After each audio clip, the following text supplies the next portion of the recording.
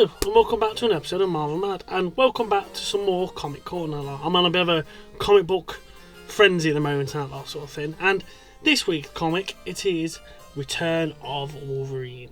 Now, this one had such a good comic, and I've never actually really read through this before now, and it was such an unusual take on just Wolverine himself. Now, it was such good, and that sort of thing. But this one's like bringing Logan. This is like a big comic book story that has brought Logan back from the dead, but it's not exactly the way you remember, sort of thing. It doesn't just resurrect Wolverine; it breaks him down piece by piece and rebuilds him as one of the most unique ways we've ever seen Wolverine be remade, pretty much. Now, right from the first page, it's clear to see Wolverine is alive. He's back from the dead now, but his head is an absolute mess now. He opens his eyes in a burning facility surrounded by dead bodies and the craziest part is he has no idea who he is, what's happened, how he's got there, anything. And this isn't the confident cigar chomping Logan we know. He's confused, disorientated, and honestly a little scared. And for Wolverine, that's saying something. And this comic leads heavy into the amnesia side angle and making Logan almost a stranger in his own skin. And every instinct he has is buried deep down and locked away. And I keep on that locked away thing, because one of the coolest elements in this comic book is the idea of all of Wolverine's personalities, all of his memories, his identities, his different versions of himself. They're all locked behind these bars, and they're in a massive mental giant prison sort of thing. And behind every door is a memory of Daken, his son, Lady Deathstrike, Sabretooth, Storm, stuff like that sort of thing, but also different versions of Wolverine himself in it. You've got the feral animal, you've got the Weapon X program, you've got the samurai, the Xman, the soldier, the mentor, you've got the killer, the protector, you've got Patches. It's so unique to see all these different Wolverines all trapped, all locked behind walls or cages and stuff like that. It's so good, and it's such a unusual take on Wolverine. I absolutely love this. And throughout the story as well, all these personalities started to get unlocked one by one every time Logan pushed himself, or when the danger spikes, or another person appears sort of thing. A door, a key gets presented to him, or a door opens and stuff like that, giving him the surgeon skills, the memories, the instincts that he didn't know he even had still. And it's like watching Wolverine rediscover himself in real time. And this is the Wolverine as well. This is the arc that introduces heated, glowing claws as well, symbolising how unstable and volatile he really is in this new, unusual, reborn version of himself. So good. Now, Wolverine has been resurrected, ties back to a mysterious group known as Sorority, and their leader, Prespophone. I can't pronounce the name properly.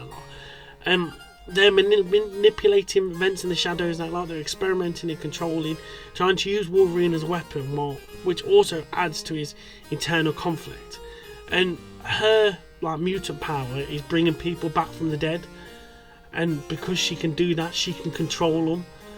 There's a scene as well where he's supposed to be going to save this woman's son, and on this boat as they're going towards this island, you get I think it's a version of Omega Red and version of Daken on it, and he just kills them because he doesn't know who they are, sort of thing. But then they're dead as well, and she just says, "Oh well, I'll just resurrect them again," sort of thing, and they can do what I want. It's such a cool take on things like that. I'd never seen a mutant that could do this sort of stuff now, and it's so good now. I absolutely adored it. And as Logan crosses paths with innocent people caught up in Sorority's plan, his heroic instinct starts to break through the fog. He doesn't remember he's a hero, but he still feels like one, and that emotional heartbeat just covers this whole graphic novel now.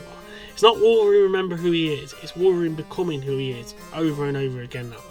Piece by piece, personality by personality, and door by door.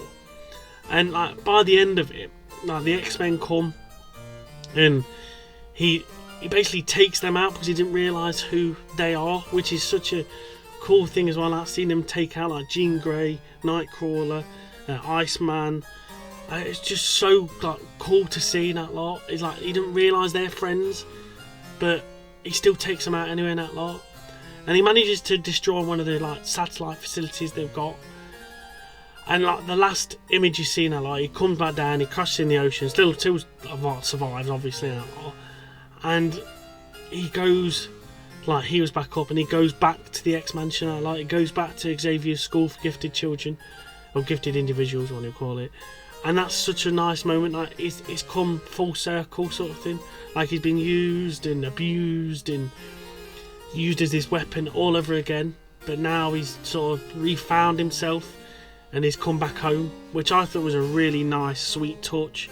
And really like fits it, sort of thing. But Return of Wolverine isn't just a resurrection story. It's a psychological rebuild of one of Marvel's most iconic characters.